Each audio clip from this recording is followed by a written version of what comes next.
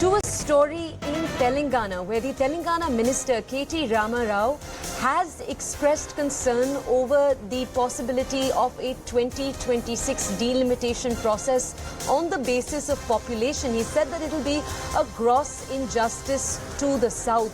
You might remember that as we speak, Lok Sabha seats are given out based on the census, but according to the 84th Amendment of the Constitution, the constituency's borders are frozen till the first census after 2026. Now, with the new parliament building and the larger number of seats present there, there has been this fear, particularly expressed by this southern leader, but also by Rahul Gandhi, whose comments will play out for you in just a second, that southern states that have a smaller population will be punished for implementing progressive population policies. We'll play out for you what Rahul Gandhi had to say first, then we'll connect with reporters on the ground.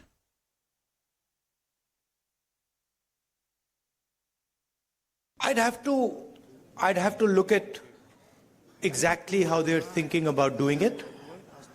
But I think one has to be very, very careful when one changes the representative structure of a country. So I'd be quite interested in understanding exactly how they've come up with the number 800 and what are the criteria that they're using. These things should not be done flippantly. India is a conversation. India is a negotiation between its languages, between its people, between its histories and cultures. And that negotiation has to be fair. Meaning, all parts of India, all the states of India should feel that there is fairness in the process of negotiation. I have two colleagues with us this morning to bring us more context. First, my colleague Swastika. We'll go over to her.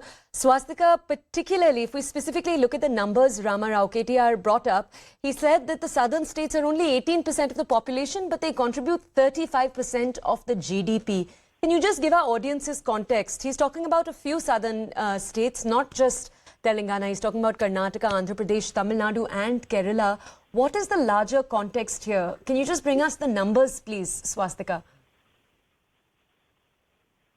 Well, the BRS working president, Rama Rao, has given a call to all the parties to protest against centre's move on delimitation of Lok Sabha constituencies based on population. And KTR here categorically says that southern states which have performed far better in terms of metrics like literacy and population control should not be penalized for effectively implementing these schemes. He says, and I quote, it will be gross injustice to progressive states in the south as they will lose Lok Sabha seats due to this delimitation process, while northern states will gain more seats. And this is not even something that only KTR has spoken about. This is something that other southern leaders have also spoken about, particularly about the state of Telangana. Remember, Telangana has about 4 crore population, 17 Lok Sabha seats, and for a state which has been in fact performing better in terms of metrics like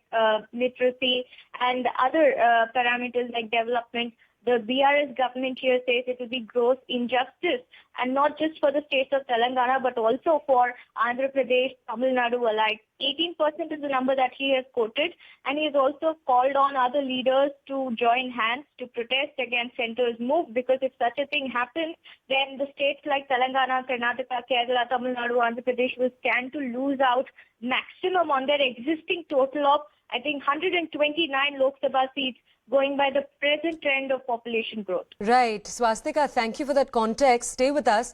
I'll go over now to Shireen for more context on this. Shireen, Swastika was providing us with some of the numbers. A paper published ahead of the last general elections essentially said that if the Lok Sabha seats are redistributed across states after the delimitation exercise, states in North India might gain more than 32 seats and states in South India might have 24 fewer seats. Could you just explain to us, Shireen, the recent part of this controversy, especially with the new parliament building being inaugurated and it having more seats, and that once again raising this controversy? Well, the same paper also, the paper that you just mentioned also, in fact, talks about how states like Bihar and UP would actually gain around 21 seats, whereas states like Tamil Nadu and Kerala would actually get less than, in fact, 16 seats. So this is a disadvantage at the moment for the southern state, is what the leaders have been talking. We have already seen KCR coming out and speaking against the delimitation based on the census. Similarly, we have seen the DMK as well as the CPIM in Kerala also, in fact, speaking against this delimitation, which is based on census, because they have been saying that the southern states are going to be, of course, in a very disadvantageous position as far as this census-based delimitation is concerned.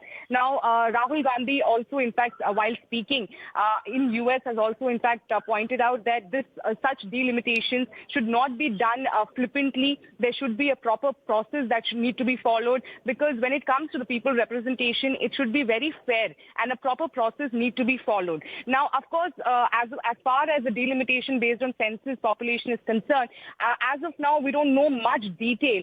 It is going to be scheduled in 2026, but the BJP government has been saying that proper due process will in fact be followed as far as the delimitation is concerned. But clearly, the southern parties are in fact asking more support from other southern leaders also to oppose this delimitation, because that is going to, of course, be on a very disadvantaged position, because like you pointed out, if the delimitation happens on the census basis, then around 32 seats will be gained in the southern state, while more than 24 seats will in fact be, minimized as far as the southern states are concerned. So now the opposition parties, of course, are raising, especially the southern opposition parties are, of course, raising their voice against it. We have to see how the BJP government comes out and clear these confusion or clear these doubts that are being raised by the southern state at this point. Okay, if I could just ask you to stay with us, Shireen, I want to go back to Swastika.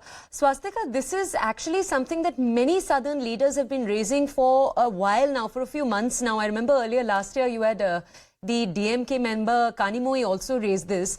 Can you just tell our audiences, Swastika, beyond raising this with different comments across different states, is there a more comprehensive plan that any southern political parties have proposed to perhaps coordinate with each other to make a different reality possible?